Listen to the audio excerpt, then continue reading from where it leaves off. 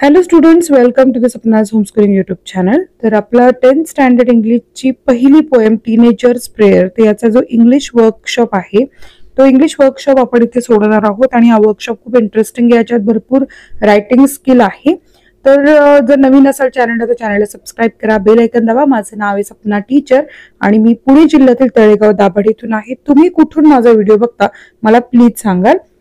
Choose the correct alternative and complete the given sentence. म्हणजे इथे तुम्हाला पर्याय 2 दिलेले आहे आणि त्यातील योग्य पर्याय निवडून तुम्ही वाक्य पूर्ण करायचं आहे. तर पहिला, according to the poet dash dash are new day brought by each new day. इथे उत्तर येणार आहे आपलं new beginnings. According to the poet, new beginnings are new day brought by each new day. Second, we must decide to take the road which leads to great distress की great success. योग्य उत्तर आहे great success. C question आहे, the poet prays to the lord to help him stand for what is right. योग्य आहे त्याच्यासाठी. The poet wants to see that his teenage years have been the best years of his life. तर आपलं best हे उत्तर आहे, right हे उत्तर आहे. आता सेकंड क्वेश्चन आहे, find and write the pairs of rhyming words from the poem. कविता तुम्ही पाहिलेली आहे, तर त्या कवितेतील रायमिंग वर्ड्स आपल्याला सांगायचे. उत्तर बघा, मेक टेक. कवितेच्या शेवटी सारख्या उच्चार असणारे किंवा स्पेलिंग असणारे शब्द आपण रायमिंग वर्ड्स म्हणून लिहितो, पेअर्स म्हणून लिहितो. Make take, success, distress, see me, way day, see me. Third question आहे, what is the rhyme scheme of the poem. Choose the correct one from the following options. तर इथे option दिले 4, तर योग्य आहे A, B, C, D. So match the lines in the column A with the figure of speech in column B.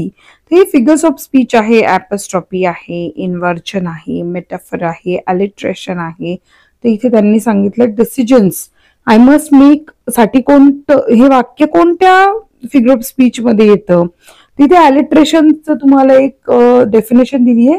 alliteration म्हणजे काय, is the occurrence of the same sound, म्हणजे एकच आवाज at the beginning of word in a phrase. म्हणजे एखाद्या फ्रेजचा सुरुवातीचा शब्द आहे एकसारखा आवाज ऐकू येतो. म्हणजे उदाहरण बघा, that life is lived, it's very best. Life lived, ल ल आला का एकत्र. तर find out more example alliteration from other poem in your book.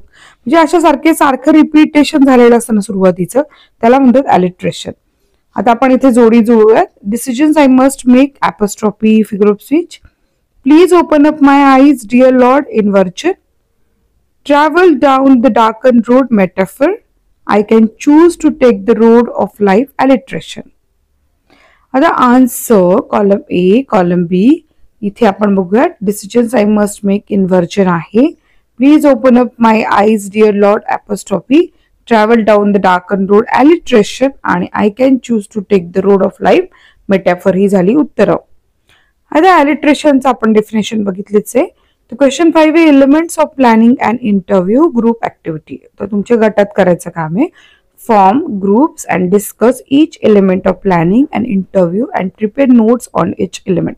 तर बऱ्यापैकी तुम्हाला हा क्वेश्चन एक्झामसाठी येतो, तर ह्या क्वेश्चनला व्यवस्थित प्रिपेअर करा. एलिमेंट्स ऑफ प्लॅनिंग, तर अशा प्रकारचा हा क्वेश्चन आहे आपला. तर आपण फॉर्मॅट म्हणजे काय, आता हा प्रश्न नीट समजून घेणं गरजेचं ना. फॉर्मॅट स्ट्रक्चर म्हणजे काय, तर इंट्रोडक्शन म्हणजे इंट्रोड्यूस द इंटरव्ह्यू, म्हणजे जो घेणारा आहे आज question that allows listeners to understand why the person is being interviewed. Main question start asking WH question. म्हणजे तुम्ही फॉर्मॅट कसा पाहिजे आपला, तर एखाद्याला प्रश्न विचारायचा आपल्याला, त्याला WH क्वेश्चन विचारायचं. WH क्वेश्चन म्हणजे काय, what, why, when, where, which. तर हे झाले WH question. Conclusion, concluding questions that involve future plans, म्हणजे तुम्ही भविष्यात काय करणार आहे, कसं करणार आहे, यासारखे प्रश्न. ठीक आहे. तर plans of interview or any other message that needs to be conveyed, किंवा तुम्ही काही म्हणजे तरुणांना काही मेसेज सांगणार का, तर अशा प्रकारचे. Size and length, how much. Typical interview would have about 10 questions in total. तर 10 प्रश्न विचारणं, साधारण 10 विचारले पाहिजे. डूज अँड डोंट्स, आता याच्यामध्ये काय करायचं काय नाही करायचं हे पण फार महत्वाचं आहे. तर आपण डू नॉट बी रूड, उद्धट सारखं नाही विचारायचे, कायम नम्र राहायचे, always polite. Do not ask extremely personal question. खूप खाजगी नाही विचारायचं. मग तुमच्या बायकोचं नाव काय, तुमच्या मुलांचं काय, मग तुम्हाला गर्लफ्रेंड काय, असलं खाजगी काही विचारायचं नाही. Do through research on the topic before beginning the interview. आणि व्यवस्थित अभ्यास करायचा, असंच जायचं नाही. Do ask questions relevant to the topic. आणि एखाद्या संबंधित विषयाशी संबंधितच प्रश्न विचारायचे. Do make the interview free flowing and not too monotonous. आणि अगदी रटाळ इंटरव्ह्यू करायचा नाही. टाईप ऑफ क्वेश्चन्स, तर एस नो टाईप क्वेश्चन आणि WH type question. Yes no म्हणजे माहितीये ना, उत्तर हो किंवा नाही, त्याला एस नो टाईप क्वेश्चन म्हणतात. डब्ल्यूएच टाईप तुम्हाला सांगितलंय, डब्ल्यूएच ने सुरू होणार आहे, विच, वेन, वाय, व्हॉट असे. तर आता आपण काय करायचंय, prepare a set of 10 questions to interview any successful teenager. आता तुमच्याच वयासारखा एखादा यशस्वी टीनेजरवर प्रश्न आपण विचारू. आता इथे तुम्हाला name of the interview, name of the इंटरव्ह्यूअर, topic, venue म्हणजे ठिकाण, डेट, असं सगळं सांगितलेलं. तुम्ही आता यातलं निवडायचं काय आहे ते. आपण आता एक इंटरव्ह्यू करूया. Prepare a set of 10 questions to interview any one of the successful teenager. ठीक आहे. नेम ऑफ द इंटरव्ह्यू, कोण घेणार आहे interview, Sharanya Kengar. Name of the interviewer कोण आहे, सई गुंजाळ. टॉपिक काय, स्पोर्ट वेटलिफ्टिंग. व्हेन्यू काय, ऑडिटोरियल हॉल. आता डेट काय, 10 मे 2025. टाइम काय, 2 PM. ड्युरेशन आहे 30 minute. Interview questions for weightlifting national player. ठीक आहे.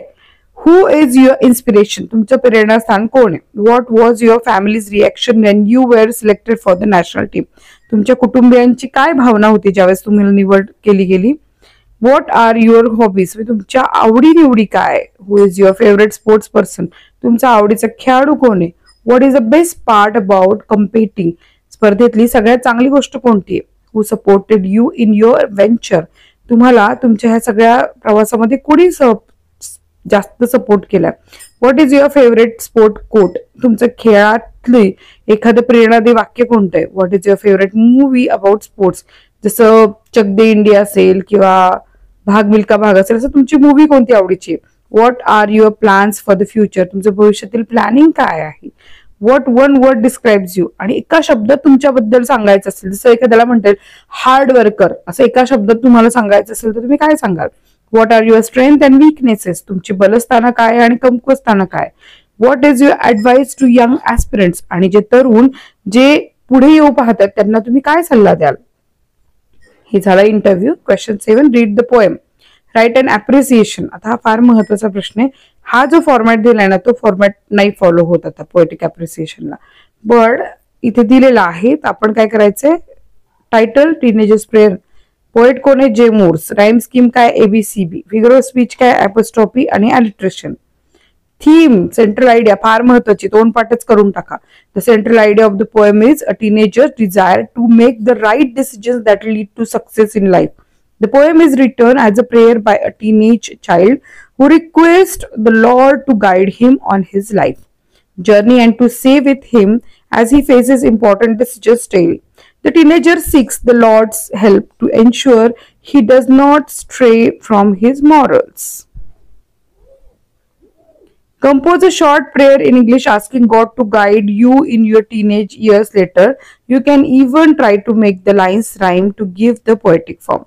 मग तुम्ही काय करायचं, आता एक देवाला प्रार्थना करणार, एक प्रार्थना लिहायची इथे की जी टीनेजर्सच गाईड करणारी असेल. ओके, तर आपण इथे करूयात. ठीक आहे. Come be with us today. Fill our hearts with joy, fill our minds with learning, fill our classrooms with peace, fill our lessons with fun, and fill our friendships with kindness, fill our school with love. Question 9 आहे, look around in your vicinity. तुमच्या परिसरामध्ये बघा जरा. Your family, friends, neighbors, classmates, etc. and write about any 4 teenagers who have made a name for themselves by doing something extraordinary. म्हणजे या सगळ्या लोकांमध्ये 4 लोकांशी निवडायची की ज्यांनी काहीतरी वेगळं उत्कृष्ट असं करून दाखवलं, काहीतरी काम चांगलं करून दाखवलंय. तर आपण लिहूयात उत्तर ह्याचं. फॅमिलीमध्ये Sapna, national player in netball, best player in school. मी स्वतःच लिहिलंय, पण तुम्ही तुमचं लिहू शकता किंवा कोणाजवळचं लिहू शकता. फ्रेंड्स आहे समीर, ब्लॅक बेल्ट चॅम्पियन आहे. नेबर आहे Arshad, he teaches poor children and takes on their educational responsibility. आणि क्लासमेट आहे Chhaya, she won a music award, she received 10,000 rupees and donated it all to a homeless shelter for children. So in this way we have solved each and every question. प्रत्येक प्रश्न सोडवलाय, व्यवस्थित तुम्हाला सांगितलंय. मला खात्री आहे की तुम्हाला नीट कळालं असेल आणि तुम्ही चांगला तुमचा सक्सेस अचीव्ह करू शकाल. So my dear students, if you like this video, please like it, share to your friends आणि सबस्क्राईब दिस चॅनल. ओके.